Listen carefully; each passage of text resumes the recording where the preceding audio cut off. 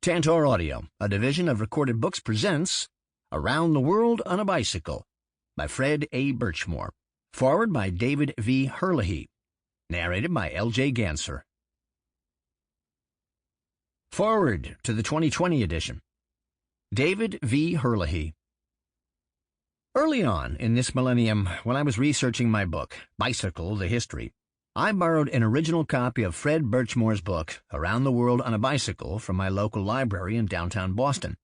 Published in 1939 by the University of Georgia Press, it included numerous grainy black and white photos taken in distant lands with a small Agfa Memo camera. I learned the basic story by heart. After graduating from the University of Georgia in the mid-1930s, young Fred set off to Cologne, Germany to study international law. He bought a hefty, locally made one-speed bicycle, and he used that to tour Europe during his university breaks. When the theft of his passport in Egypt prolonged his absence beyond the start of the new semester, he decided to head east, perhaps to China. That trip progressed into what would become essentially a global circuit. 2 years later, after numerous perilous adventures and countless fascinating encounters with peoples, landmarks, and nature, Fred made his triumphant return to his home in Athens, Georgia. Shortly after my book came out in 2005, having heard that Fred, then in his mid-90s, was still thriving in his hometown of Athens, I resolved to meet this living legend in person. After all, he was a prominent member of an exclusive club of globe-girdling cyclists that included the high wheel rider Thomas Stevens and Thomas Allen, and William Sackleben, 2 graduates of Washington University in St. Louis who had helped to spark the great bicycle boom of the mid-1890s. Fred also represented an extremely rare breed, a 20th century cycling celebrity whose fame did not stem from professional racing. Knowing that Fred had a daughter working in Boston, a distinguished Harvard dermatologist, I approached Dr. Rebecca Birchmore Campen to make arrangements for my visit. Becky, as she insisted I call her, kindly complied. Before long, I made my way to the leafy and secluded Birchmore homestead in Athens, known to locals as Happy Hollow. Needless to say, I did not return to Boston disappointed. Fred was every bit the character I had expected him to be, and much more. He was extremely affable, entertaining, and eager to talk about every detail of that epic ride, as if he had just returned home. And I was interested to learn that, in contrast to some round-the-world cyclists, who rarely, if ever, cycled once their tour ended, Fred went on to complete several more significant bicycle tours. These included a romp around North America and a 4,500-mile honeymoon ride with his bride, Willa Dean, an unseasoned but certainly game cyclist, on a tandem bike through Florida, Jamaica, Cuba, and Panama. Later in life, he made return trips through the British Isles and Western Europe, as well as another cycling foray into the Canadian Rockies.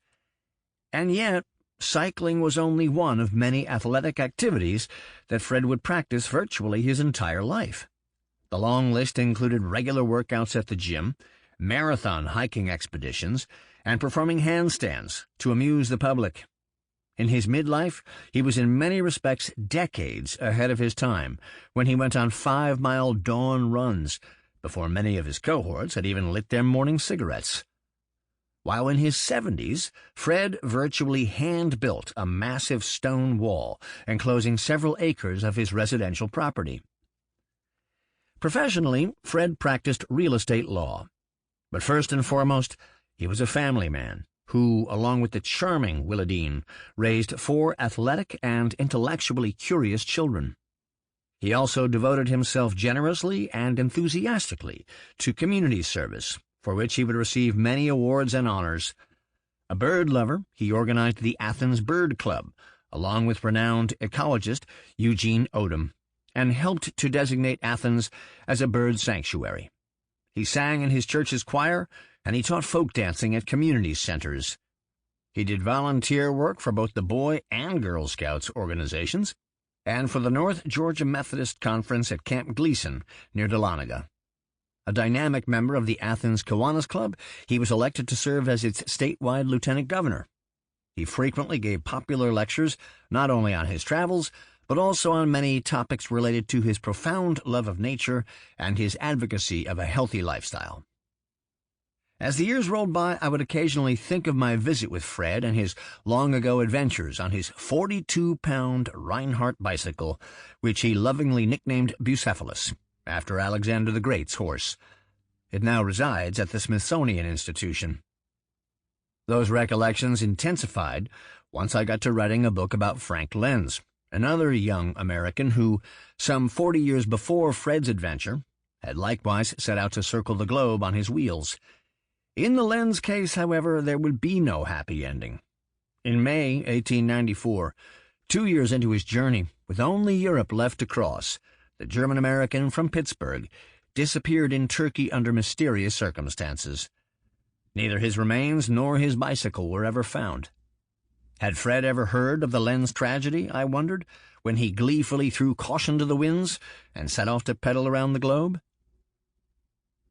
After The Lost Cyclist came out in 2010, I finally resolved that I should pay Fred another visit and prepare an article on his epic ride for Adventure Cyclist. Only this time I planned to record our conversation for posterity. After all, an amazing thought had crossed my mind. It was now some 75 years since Fred had set out on his great adventure, and yet the bicycle itself was not even 150 years old. In other words, Bucephalus was now chronologically, and perhaps even technologically, closer to the original bicycle of Pierre Lallemand, patented in 1866, than it was to the bicycle of Lance Armstrong, the reigning Tour de France champion at that time. Moreover, it dawned on me that the extreme hardships that Fred had endured during his long ride were far more similar to those faced by the 19th century pioneers than they were to the relatively minor inconveniences that challenge a present-day cycle tourist. After all, neither those pioneers nor Fred benefited from multiple speeds, cell phones with GPS apps, or credit cards and ATMs. And like those pioneers, Fred traveled over unpaved roads to parts of the world where the bicycle was as yet unknown. At times, the locals even perceived the moving two-wheeler as something supernatural and possibly even diabolical. But would Fred be willing and able to sit for another interview? As far as I knew, he was still alive and alert.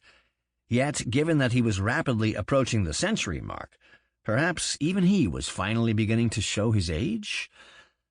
I called Becky to gingerly inquire if I could arrange for another visit with her father, bracing myself for disappointment.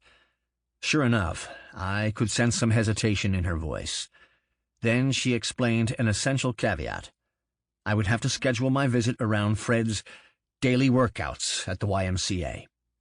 Elated that I would be seeing Fred again, I decided to take another look at his book. What struck me the second time around was how close he had been to one Harry Espenscheid, Dartmouth graduate and a Harvard Business School student, whom he had met in February 1936 at the Winter Olympics in Garmisch, Germany. After the closing ceremonies, the two young Americans bicycled together over the snowy Alps into Italy, where they were detained and grilled by the local fascist authorities.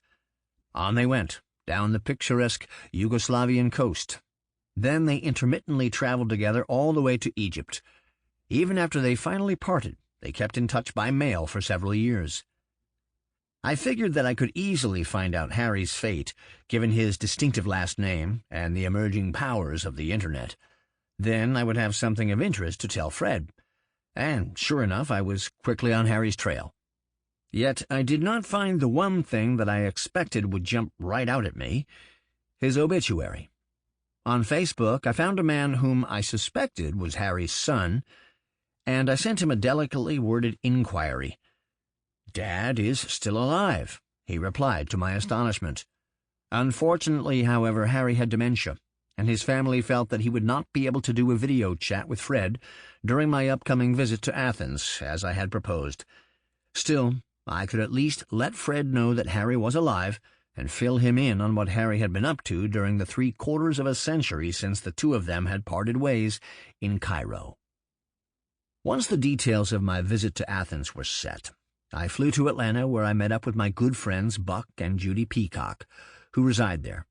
Buck has an amazing collection of historic cycling ephemera, and Judy is a proud bulldog, just as Fred was. Both Peacocks were keen to meet Fred and his family. They kindly drove me to Athens, and after a satisfying lunch at the landmark Varsity Drive-In, we called on Fred. Buck brought along his digital camera to record my interview. There is so much that I cherish about that sunny, magical day, but of course seeing Fred for the second time was its highlight. I quickly confirmed that he had not heard of Lens, though I knew that even if he had, Fred would have set off on his journey all the same. And he was delighted to hear my news about Harry, whom he remembered well, though he was sorry to hear about his failing health. But what I remember most about our conversation that day was Fred's vivid recounting of the time that he came face-to-face with Adolf Hitler at a massive outdoor Nazi rally in Cologne. His university buddies induced him to go along with them that evening. In the middle of one of his infamous rants, Hitler asked if there were any Americans in the crowd. Fred's pals promptly pushed their reluctant comrade on stage. While thousands looked on, Hitler then badgered Fred with rhetorical questions designed to expose how much Americans, in supposed contrast to Germans, were suffering on account of the Great Depression. I knew that Fred, who had been an outstanding lightweight boxer in college, was not exaggerating a bit when he told me that he would have happily decked the little twerp had it not been for the intimidating presence of a swarm of armed men in brown shirts. My third and final visit with Fred took place a few months later, in November 2011. The Birchmores had invited the Peacocks and myself to a dinner in celebration of Fred's 100th birthday. We joined dozens of Fred's admirers in the packed hotel ballroom where the event was to take place, only to learn that it would be postponed because Fred had fallen ill that very evening. Still, not even pneumonia could do much to slow down Fred. The next day, the mayor of Athens and other dignitaries crowded his hospital room to present him with the key to the city in recognition of his years of service to the community.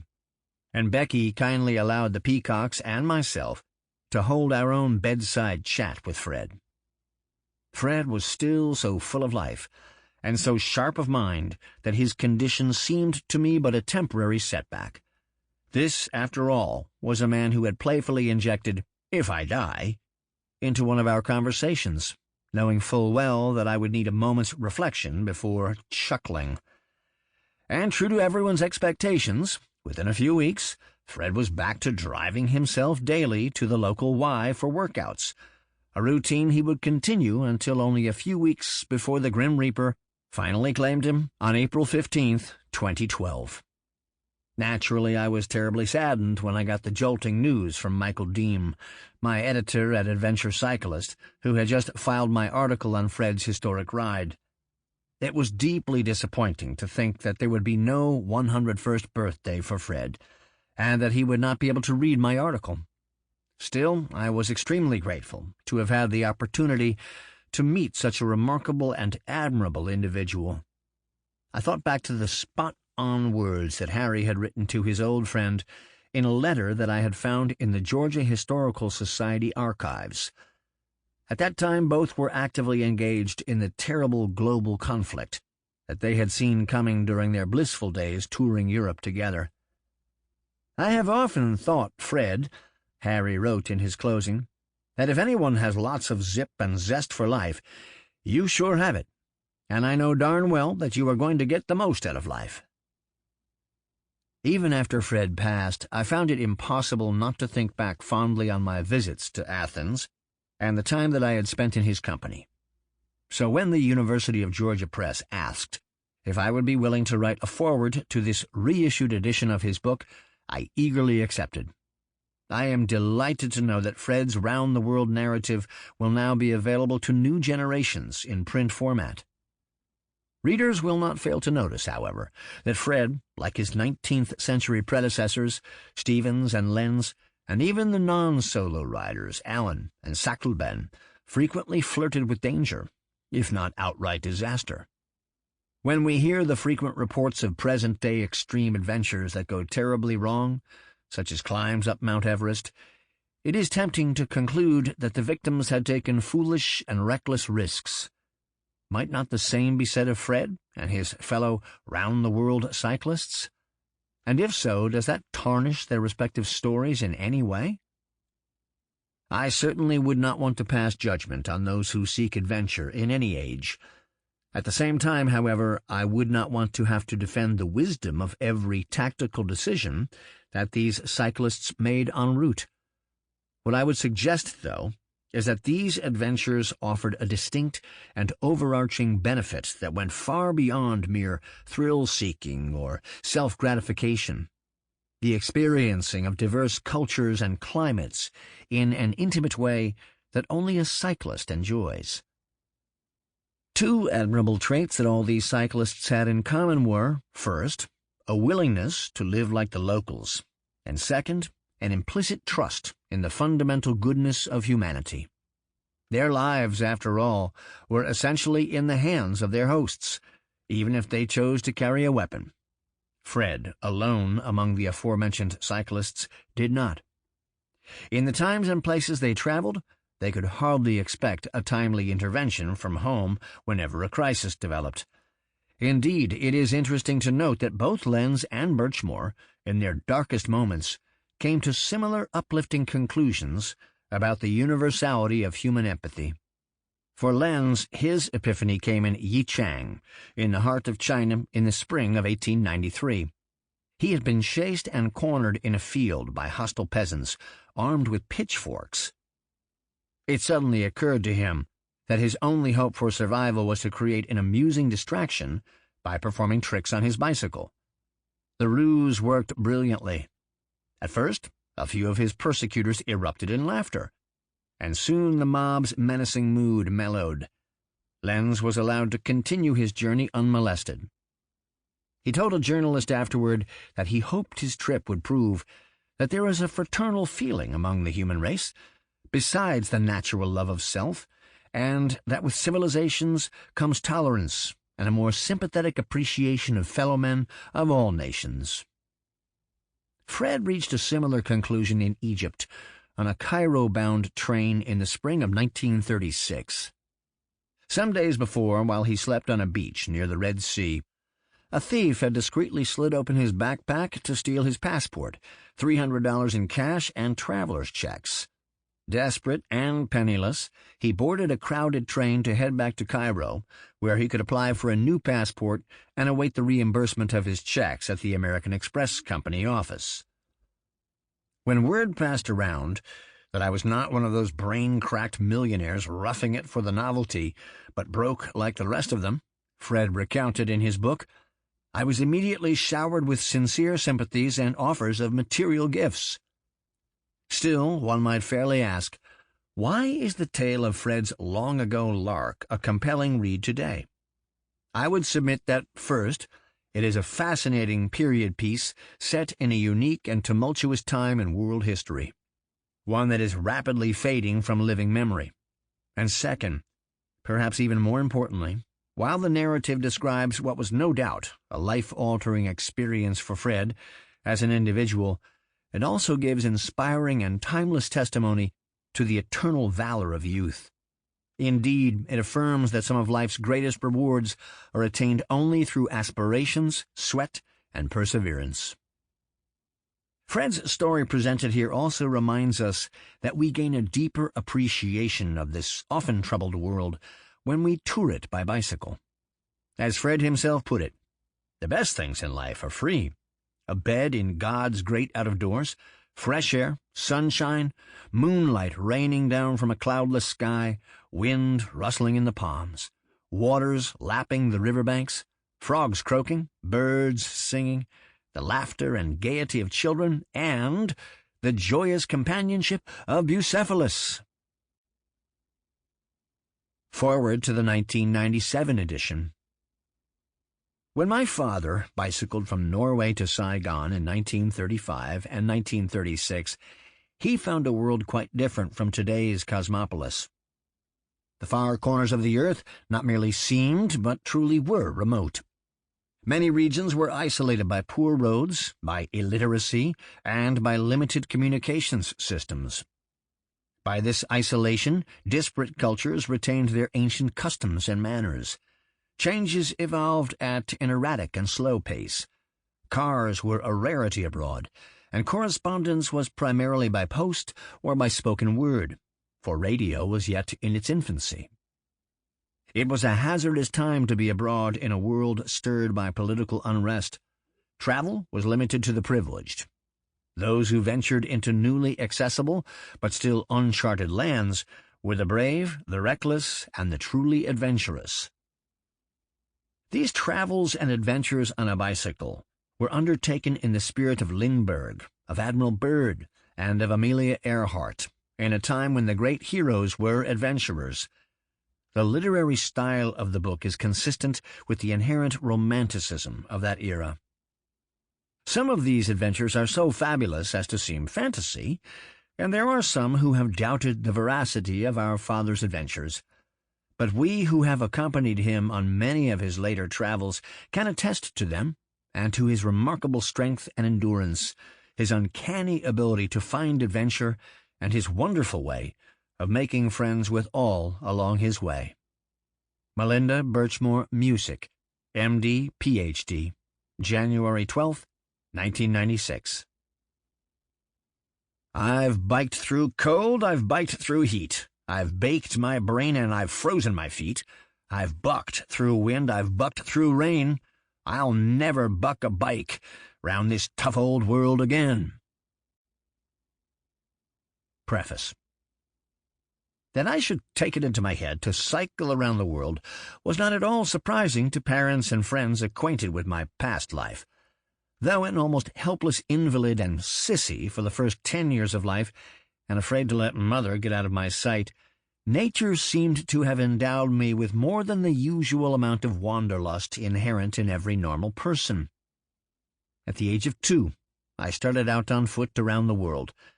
Just around the corner I turned for a last look at the old home place, when, to my horror, I discovered that it was already out of sight.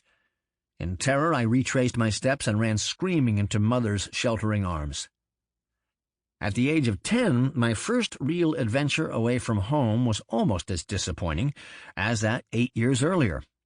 My dad took me on an overnight camping trip nearby. I shivered through a fearful, sleepless night, listening to the screeching of owls, the chirping of crickets, the creaking of katydids, the sing-song sawing together of cicada legs, and sounds of other direful denizens of the dreadful meadow wherein we had pitched our tent. Little did I dream that 14 years later I could snore peacefully in my bamboo bed in the depths of the jungles of Indochina, with giant snakes and man-eating tigers as my only companions. Thereafter, until college days, I satisfied the craving for adventure by reading everything within reach, from Treasure Island, Pilgrim's Progress, and Junior Classics to Stoddard's Lectures, National Geographic, and other travel magazines and novels. Early in my reading, I ran across a poem which struck my fancy. No matter what I wish to know, of heaven above or earth below, some modern sage or saint of old will tell me all that can be told. Prose writers, playwrights, poets, wits, strive in the way which best befits the mood I happen to be in, my praise, my tears, or smiles to win. Good books to read, a mind at ease, a place to dream in when I please. Can I not claim, by right divine, my crown, and say, the world is mine? However, I soon learned that second-hand experiences are not fully satisfactory. During the next 3 summers, my love of nature carried me to the top of nearly every mountain of any consequence in the Appalachian Range. The last weekend before my final examinations in the University of Georgia was spent in solitude on top of Blood Mountain in the Blue Ridge Range. Invitations to commencement exercises had already been mailed, and as I was openly and notoriously advertised by the old home town as the recipient of M.A. and LL.B. degrees simultaneously, the slightest slip-up in my examinations would spell tragedy. However, my mountain retreat proved to be ideal for the concentrated study which enabled me to pass the exams. College days were marked by other experiences of a mountaintop nature, figuratively speaking. My Robinson Crusoe life in a cave on the Isle of Capri was not the first experience of this nature. For 6 weeks I lived alone on a little island in Lake Junaluska. Here I had my first experience cooking potatoes in a tin can oven in the middle of a blazing campfire. The following winter, the call of the open road lured me on a hitchhiking, for the first and last time in my life, trip to Miami, Florida. Though the entire trip cost only 15 cents, the price of a package of dried figs and a cup of hot Ovaltine, it nearly ended disastrously among the Seminole Indians in the Everglades along the Tamiami Trail. Such experiences seemed to intensify, rather than to satisfy the wanderlust. 4 years as a member of the college boxing and other athletic teams had equipped me physically for any adventure. After a semester of study as American exchange scholar at the University of Cologne, Germany, I was ready to set out on the long 25,000-mile trail on a bicycle, also 15,000 miles on the 7 seas, through 40 countries around the world. With my bed in the great out-of-doors and motive power the visceral dynamics in my legs, the only expenses of the trip were for food, film for my camera, passport visas, and other incidentals. Bucephalus, the faithful old bicycle which carried me around the world, is now resting summa cum laude in honorable retirement in the United States National Museum in the Hall of Mechanical Heroes, alongside Colonel Lindbergh's Spirit of St. Louis and Admiral Byrd's Conqueror of the South Pole, the Floyd Bennett. It may sound silly and sentimental to some, but when one's only companion during 18 months of awful, beautiful, and horrible experiences is a bicycle, it becomes more than a mere inanimate piece of metal. It is a real friend. When I think of the thousands of miles of jungle mud, desert sands, and rocky mountain sides my old iron horse had to plow over, the scores of snow-blocked passes making its life miserable in my mad midwinter dash through the Dolomites, Bavarian and Tyrolean Alps, and how, like old Job in the Bible, Bucephalus came through with colors flying, well, I just can't keep from loving that old bicycle as a true friend, much more trustworthy and human than many human beings. After perusing this book, the listener, perhaps, will be generous enough to agree that something more was required of me than a maximum amount of physical endurance and a minimum exertion of common sense. The greatest single factor in the success of the trip was my faith in humanity. I went alone through the wildest regions in the world on the theory that there are more good people in the world than there are bad. If the present volume does nothing more than substantiate this theory, to shed a little more light upon the touch of nature which makes the whole world kin, this book will not have been written in vain. And now, after writing this book of my globular wanderings, I try to bury my treasured travels in the most hidden sarcophagus of my mind. But at most unexpected times, while writing legal papers in my law office, looking over old court records, eating dinner, in the middle of a conversation with a friend about commonplace things, like a bolt from the blue, these ghosts of the past break through the lid of ordinary living with which I try in vain to hold them down, and I see a lightning flash of pictures. A camel caravan I met in an emerald vale of central Afghanistan, a band of wolves encircling me one still starlit evening, far out in Sinai wilderness, a stormy night at the pilot wheel of my homeward-bound freighter, with 60-foot waves threatening to tear me off the bridge, a twilight from the apex of Cheops Pyramid on the edge of the Garden of Allah, a 3 a.m. 10-mile ride in a rickshaw after seeing a Chinese show in Saigon, a certain little Norwegian mountain girl with a smile on her face and a song on her lips. So strong is the call of these haunting memories that I must clench my fists, grit my teeth, and fight them back into their coffins, lest I arise and follow them once again beyond the blue horizon. With a tinge of wistful nostalgia, I close the lid upon them and again resumed my task of trying to live like a normal person, just as though I had never... Sample complete. Ready to continue?